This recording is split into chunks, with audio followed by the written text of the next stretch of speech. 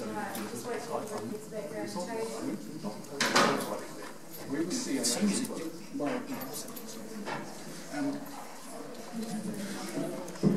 you need to consult with the users.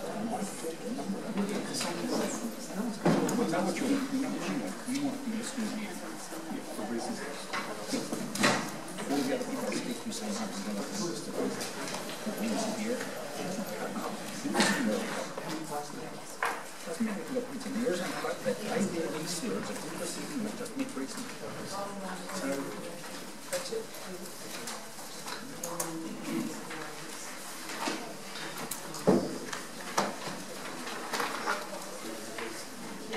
Right, I think we're all here, are we? We had adjourned the full council meeting. I now am going to reopen the full council meeting. We're on page 18 and item 6.2, and we have a presentation from the Waikato Regional Council on the Healthy Rivers proposed regional plan change. Presenters here today, and I'd like to welcome Joe Bromley, Emma Reid and Alan Kirk, thank you, who are going to present and answer questions, and I'm sure there's going to be a lot of questions today. So we've got Alan's going to talk about willow removal, as I understand it, I've been told, from our waterways. And I also understand that that is no longer funded by regional council. But anyway, we'll get on to that shortly. So just a little bit of an introduction here. Just like a lot of other rural councils in New Zealand, we've had to face the urban drift to Auckland and to other centres. We've also had to, as we know, face a declining population. So we've really focused on economic growth in our district. And our council here has placed particular emphasis on economic growth to try, I guess, and address those issues. And so we've had the mantra as we go about business, more jobs and better promotion. But I must say, this is under Neil's guidance and leadership. We've also been really, really firm that we wanted economic growth, but not at the expense of the environment. And that has been really important, particularly with our support for land conversions. We have always recognised best land use, and that's actually identified in our operative district plan. So we're here now after the treaty settlement with Tainui Iwi, and we've had the formation of the Healthy Rivers Waira Committee that's been set up. So now we're looking at the clean-up of the Waikato and the Waipa rivers, and that actually affects us quite a lot, significantly, because we have 100 kilometres of the Waikato River through our district. So I'm looking forward to hearing the presentation today. We have heard a lot about the proposed plan change already. There's been a lot in the local papers about it and in the farming magazines. I'm interested to hear the presentation. I know that there are going to be questions, so I'd just like to welcome you here and setting the scene. Welcome, and Alan, I think you're up first. Yes, certainly. Thank you. Good morning, everyone. My name is Alan Kirk. I'm the zone manager, and I'm based in Taupo. And I'm the zone manager for Upper Waikato and Taupo. And Upper Waikato, which includes your authority, stretches from the control gates to Karapiro. Now, in terms of willow removal, we have got a fund that's aimed at river management and flood control. And that's a small fund and not getting any bigger, and it covers a wide area. So what is demarcated to that particular fund is making sure channel capacity is maintained and making sure the ability for flood waters to actually move through the system is ensured, and there's no erosion. And that's really what drives our criteria in terms of willow removal. So in answer to the question, have we still got a budget? Yes, we still have got a budget. It is actually couched over the whole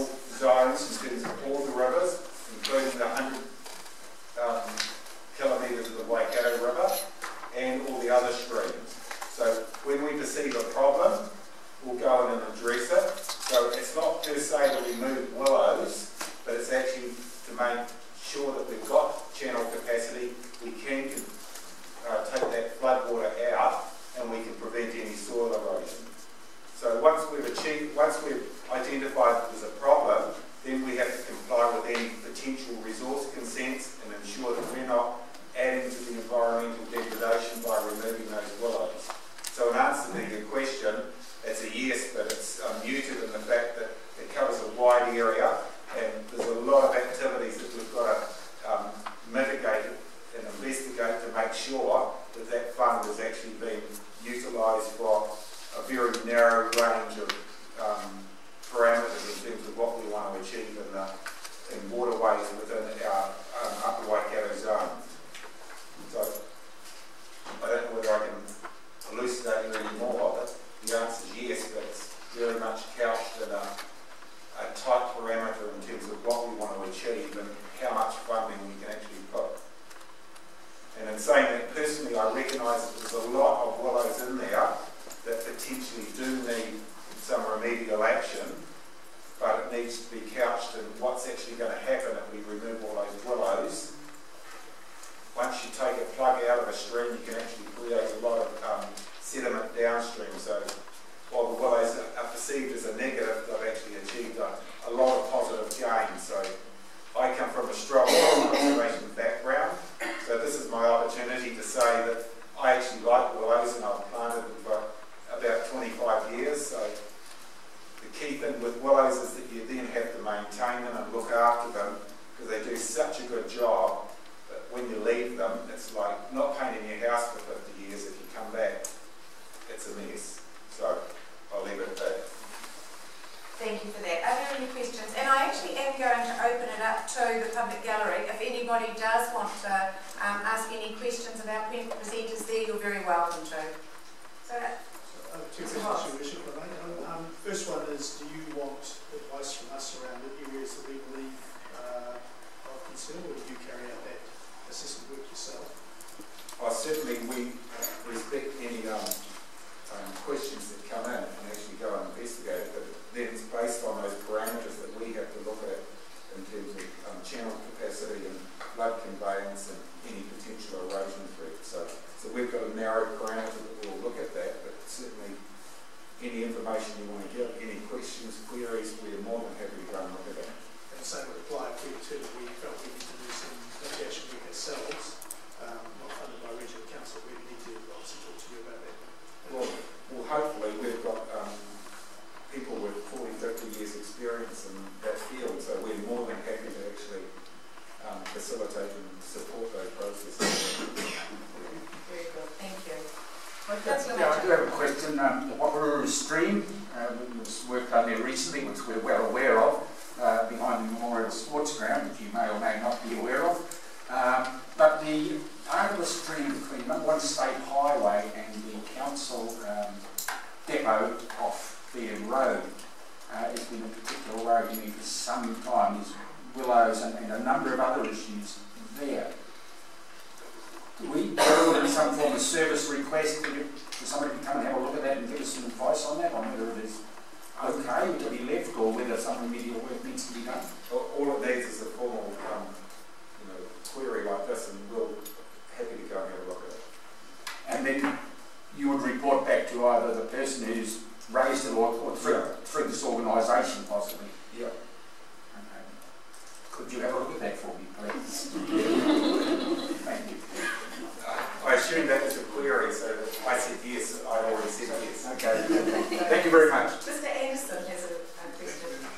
Just a simple question. What budget do you have set aside for willow management? No.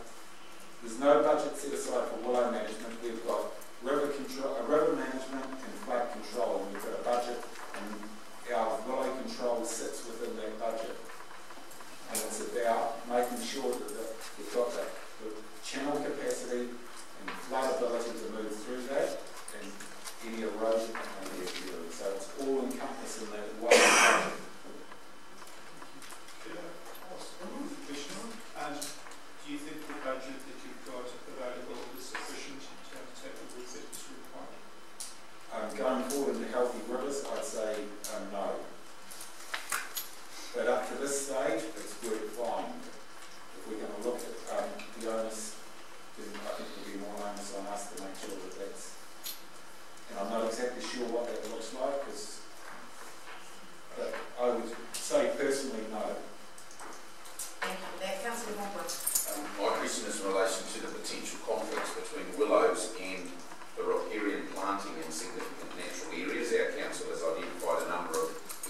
trees in our council area, which native trees.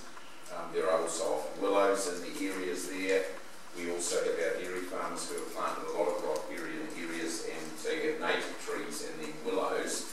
There appears to be a conflict in terms of managing the willows. You don't want to damage the natives or the fencing and get helicopters in to take the willows out or spray, or what are the issues there, because I think that's quite a significant conflict. No, I agree, and willows were planted for a particular reason. Some of them have reseeded, but they certainly fix the problem when you've got significant erosion. And so we plant them, they prevent the erosion, and then we realise they've created a secondary problem. What we need to do is maintain those on an ongoing basis so we don't get to that secondary problem stage, and actually make sure that we keep control of them and we allow the natives to grow through. Once you leave them to canopy, then they will canopy out the native, and then taking them out can create that primary soil conservation driver again, as you unplug and the roots go out and all the sediment that they've already trapped starts to move again. So the answer is ongoing maintenance and making sure we're keeping up to... Thank you for that. Are there any other questions? Thank you. We will move on then. Appreciate that. I'd just also like, before Joe and Emma get up to speak, I'd like to welcome Murray Cavell here today too. Thank you, Murray. Murray is engaged by council to help out with our submission to the plan change. So thank you for being here as well today. The stage is yours. Thank you. Yes, you may be. Absolutely. Cheers.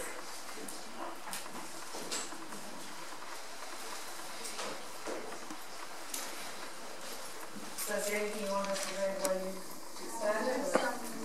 Fact sheets and some pamphlets that we can copies for the level 5 during the presentation. Alright.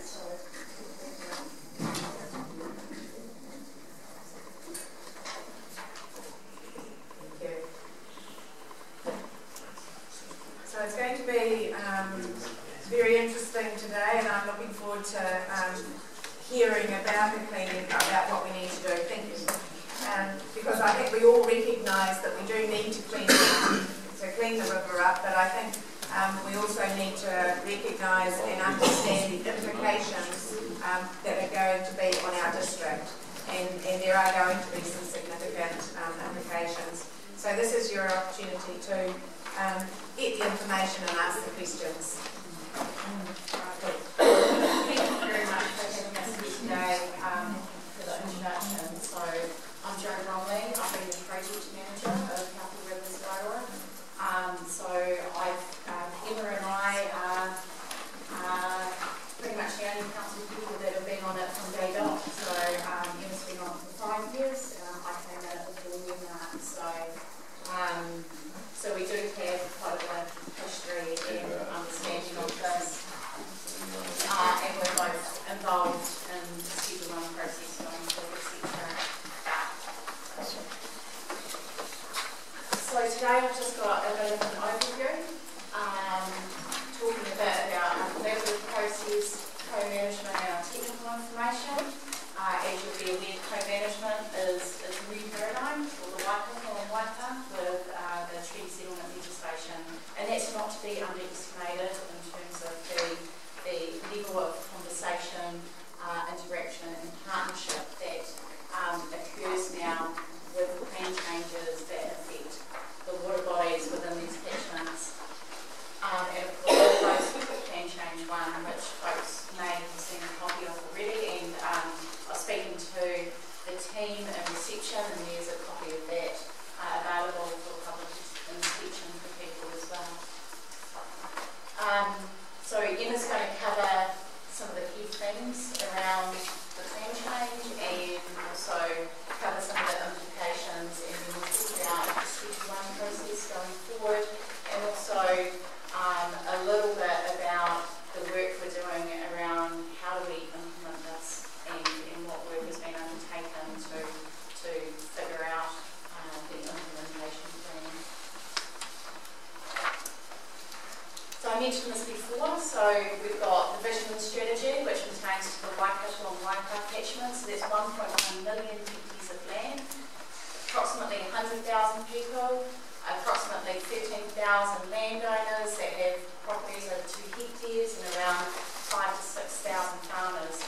So it's not insignificant. And of course we've got the National Policy Statement for Freshwater Management. The vision and strategy prevails over the National Policy Statement for Freshwater Management. So if there is anything in that NPS, National Policy Statement, that requires a lower standard, the vision and strategy trumps it. So that's not a choice, that's legally the way that the government has set up those pieces of legislation. And these are the big drivers for this clean change. The other driver is water quality state and trends, and being in this region you would have seen the conversion from forest to dairy more so than any other part of the Waikato region. And there are trends of declining water quality. And when we established the project to develop the clean change, we did look quite closely at the scope, and we looked at what could give us the quickest runs on the board in terms of improving water quality. As a project manager, the more narrow the scope, potentially the more successful you will be in achieving what you set out to achieve. If you go for a very broad scope, it's very, very difficult to achieve what you want to achieve in that situation. So, guided by central government, scientists and others, we focused on these 4 things: nitrogen, phosphorus, E. coli and sediment. And one of the really difficult things that we found is that you can't just look at one of these contaminants in isolation, because if you look at sediment, then you generally have phosphorus bound to your sediment, and then you often have E. coli, because you have to think about how that sediment is getting into your water bodies, etc. So it's been a very complex technical discussion around how do you manage these 4 contaminants, and you can't manage them in isolation. And that has never been done before in New Zealand in terms of looking at all 4, how they interrelate, and how do we manage those to achieve the vision and strategy, which is for the water bodies to be safe to swim in and to take food from.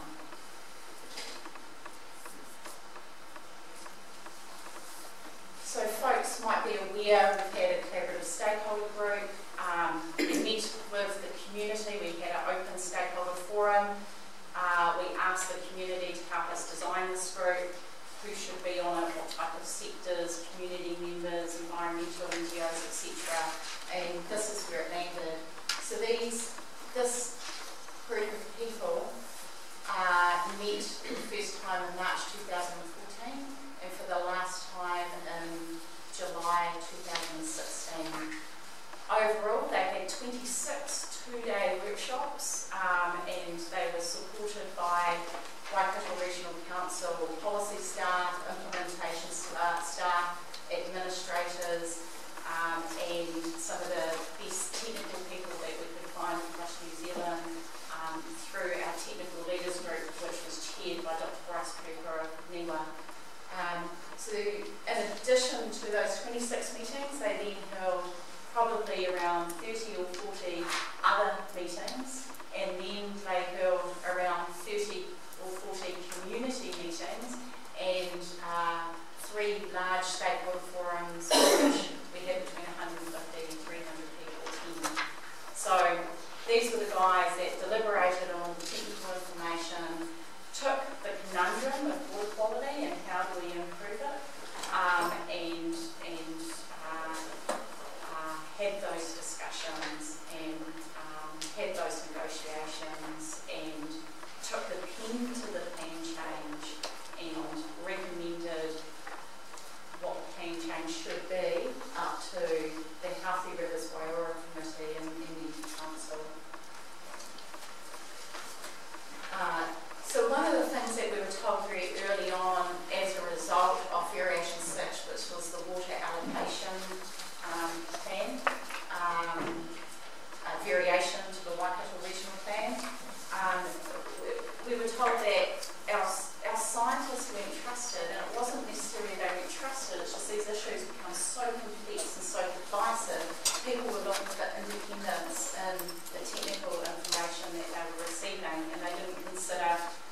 council was drafting policy and providing that technical information was, they didn't consider that was independence.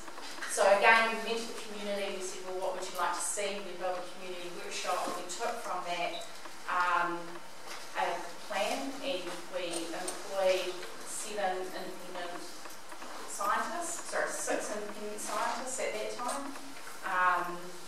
And one of them was Dr. Tony Petch, who was the science manager at Waikato Regional Council. He subsequently left, became a consultant, and he stayed on that group. So all of the technical information went to that group. They decided on how to respond to the collaborative stakeholder group's questions. All the information was fed through them to be vetted, to then communicate to the collaborative stakeholder group, to then communicate to the Healthy Rivers Committee, to then communicate to Waikato Regional Council and the broader community in these stakeholder workshops. So that group consisted of Mātauranga Māori expert Anton Coffin, Bryce Cooper from NIWA, John Quinn, a water quality scientist from NIWA, Dr. Tony Petch, Dr. Graham Dill, who's the chair of the School of Environmental Economics at Waikato University, Dr. Liz Wedderburn from Ag Research. That might be missing someone, but I think that's about right. So when it came to the decision-making process around this plan change and the development of it, this was our very awkward project structure. What you don't see is council and River Iwi staff that was supporting this structure, that sort of sit beneath it. But we did have a steering party, called the Joint Working Party, which is a requirement under the River Settlement legislation of the 5 River Iwi. And we called that Te Rōpū Koutou, and they were our project steering group. So that consisted of executives from Waikato Regional Council and from each of the 5 River Iwi. So they were supporting new governors who were sitting at the Healthy Rivers Waiora Committee. And that committee consisted of 5 councillors and a trust board member from each of the River Iwi. And that is the co-governance structure that was supported for this project and to meet the legislative requirements as well. So when it came to developing it, staff supported and River Iwi staff supported the collaborative stakeholder group. Technical information went into that group for dissemination, for questions, and their recommendations went to the Healthy Rivers Waiora Committee.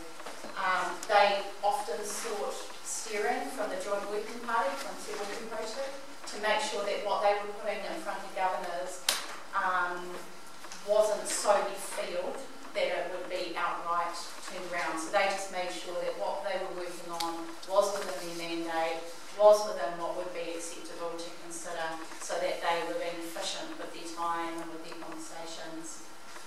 The Healthy Rivers Waiora Committee then provided a recommendation to Council, Waikato Regional Council, and Waikato Regional Council had that public accountability under the Resource Management Act, and they were the final decision makers. But in accordance with the treaty settlement legislation, if we couldn't get the 5 River Iwi to agree to the form and content of the plan change, it couldn't go up to Council.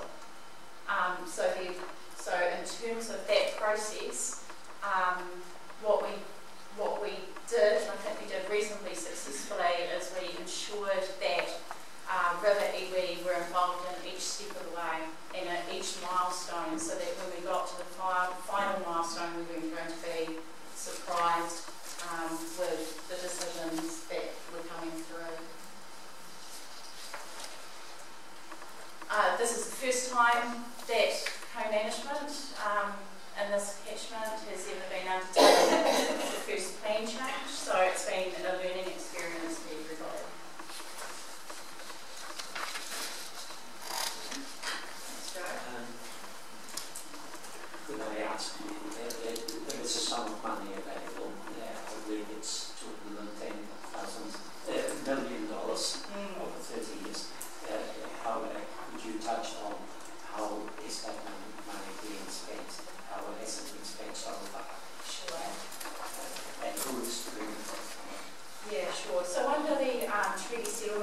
organisation,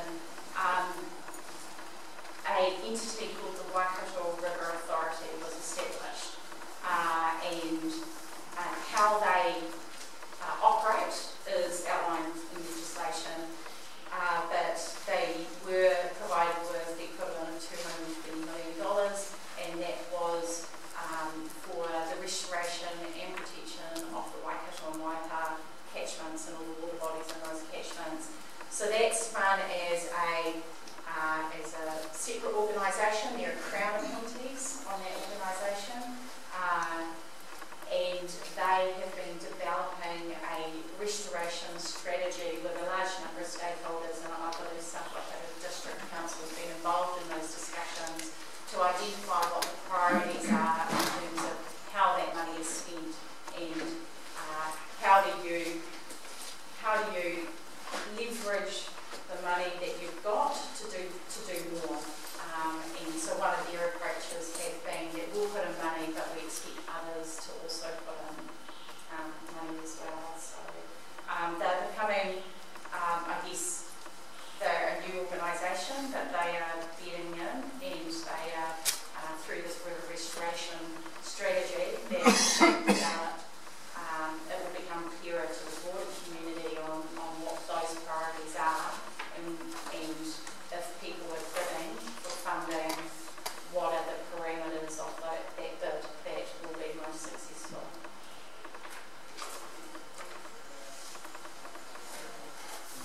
Thank you, Jo. Yes, so my name is Emma. I'm a policy advisor for the Waikato Regional Council, and one of my roles